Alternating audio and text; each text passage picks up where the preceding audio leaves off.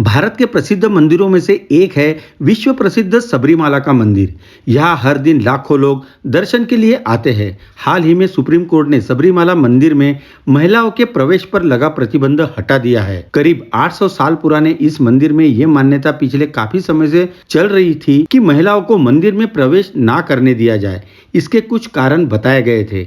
आओ जानते हैं इस मंदिर के इतिहास और स्थिति के बारे में। भगवान अयप्पा के पिता शिव और माता मोहिनी हैं। विष्णु का मोहिनी रूप देखकर भगवान शिव को वीर्यपात हो गया था और उनके वीर्य से ही बाद में सत्सव नामक पुत्र का जन्म हुआ, जिन्हें दक्षिण भारत में अयप्पा कहा गया। शिव और विष्णु से उत्पन्न होने के कारण उनको हरिहर पुत्र कहा गया। इनके अलावा भगवान अयप्पा को अय्यप्पन, शास्ता, मणिकांता नाम से भी जाना जाता है। इनके दक्षिण भारत में कई मंदिर है। उन्हीं में से एक प्रमुख मंदिर है सबरीमाला। धार्मिक कथा के मुताबिक समुद्र मंथन के दौरान भोलेनाथ भगवान विष्णु के मोहिनी रूप पर मोहित हो गए थे और इसी के प्रभाव से एक बच्चे का जन्म हुआ, जिसे उन्होंने पंपा नदी के तट पर छोड़ दिया। इस दौरान राजा राजेश्वरा ने उन्हें 12 सालों तक पाला। बाद में अपनी माता के लिए शेरनी का दूध लाने जंगल गए अयप्पा ने राक्षसी महिषी का वध भी किया। अयप्पा के बारे में किंवदंती है कि उनके माता पिता ने उनकी गर्दन के चारों ओर एक घंटी बांधकर उन्हें छोड़ दिया था। पंडालाम के राजा राजेश्वर ने अयप्पा को पुत्र के रूप में पाला, लेकिन भगवान अयप्पा को ये सब अच्छा नहीं लगा और उन्हें वैराग्य प्राप्त हुआ तो वे महल छोड़कर चले गए। कुछ पुराणों में अयप्पा स्वामी को शास्ता का अवतार माना जाता है। भारतीय राज्य केरल में सबरीमाला में अयप्पा स्वामी का प्रसिद्ध मंदिर है, जहां विश्व भर के लोग शिव के इस पुत्र के मंदिर में दर्शन करने के लिए आते हैं। इस मंदिर के पास मकर संक्रांति की रात घने अंधेरे में रह रहकर एक ज्योति दिखती है।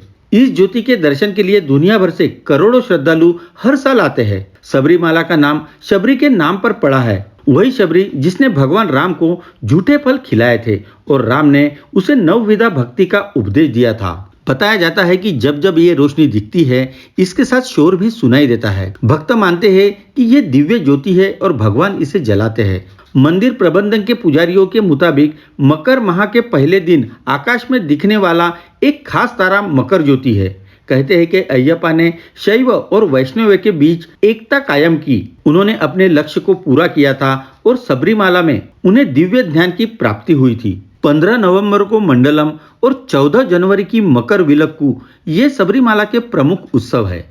मलयालम पंचांग के पहले 5 दिनों में विशु माह यानी अप्रैल में ही इस मंदिर के पट खोले जाते हैं। इस मंदिर में सभी जाति के लोग जा सकते हैं, लेकिन 10 साल से 50 साल की उम्र की महिलाओं के प्रवेश पर मनाही है। चारों तरफ पहाड़ियों से घिरा हुआ यह मंदिर केरल की राजधानी तिरुवनंतपुरम से 175 किलोमीटर दूर पहाड़ियों पर स्थित है। इस मंदिर तक पहुंचने के लिए 18 पावन सीढ़ियों को पार करना पड़ता है, जिसके अलग अलग अर्थ भी बताए गए हैं। पहली 5 सीढ़ियों को मनुष्य की 5 इंद्रियों से जोड़ा जाता है। इसके बाद वाली 8 सीढ़ियों को मानवीय भावनाओं से जोड़ा जाता है। अगले 3 सीढ़ियों को मानवीय गुण और आखिर की 2 सीढ़ियों को ज्ञान और अज्ञान का प्रतीक माना जाता है। इसके अलावा यहाँ आने वाले श्रद्धालु सिर पर पोटली रखकर पहुँचते हैं।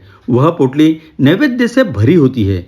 यहाँ मान्यता है कि तुलसी और रुद्राक्ष की माला पहनकर, व्रत रखकर और सिर पर नैवेद्य रखकर जो भी व्यक्ति आता है उसकी सारी मनोकामना पूरी होती है। चलो जल्द ही मिलते हैं नए वीडियो के साथ ग्लोबल इंसाइक्लोपीडिया में।